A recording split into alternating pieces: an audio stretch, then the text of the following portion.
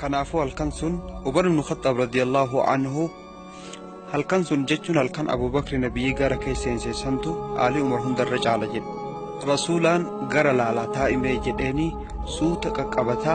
لال أكنت كقبتا ثنين تتطافتا أكن جدا سسقات ريو كواجرا تنتاي أك رسوله توتنه أك إساتو قلوبو وفي إساف مثبت قده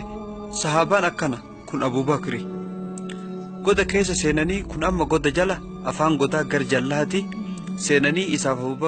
أبو بكر جلقب سينه جلقب سينه كأي قد كيس سقاو سسقو إيغالي أركان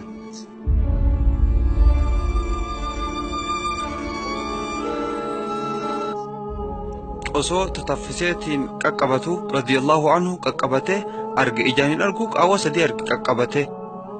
qaawwatannin keessa yookaa jawwetu jira yookaa qaajibbuutu jira yookaa darabaaftu hadhaa qabdutu jira kanaafuu marxa ofii taqomatti maratu taqomatti uffatu baaseetiniin qaawwa saniin cuqqaale erga marxa ofii ofirraa baasee qaawwatti cuqqaale marxoo malee taa'e qullaa qomaan radiyallahu anhu rabbiin isarraa jaalatu achumaan ammas osoo akkana jejjedhu qaawwa biraatis arge osuma taftaf jejjedhu achuma miila isaa keessa kaayee cuqqaale achis qaawwa biroo arge sanis cuqqaale miiluma isaatiin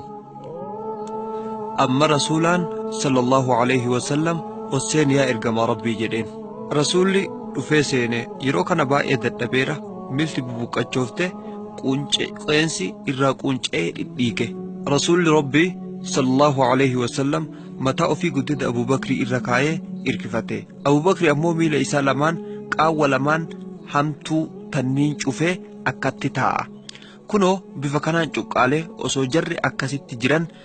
Abu Bakri yoo kana quba isaa guddaa wanni wayii idde yookaa qaajibbu tayaa yookaa jawwee tayaa Allahu a'lam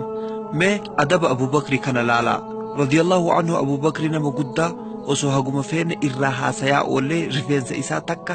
hin seersinu imaanni isaa kan ummata hundaa caala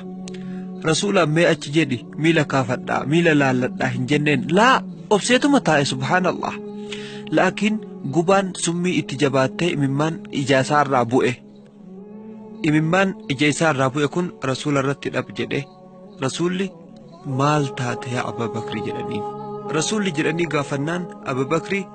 haadhaaf abbaan tiyya mata bita kee haa taatu nan iddame jedheen rasuulli ka'ee miila isaa qabee itti tufe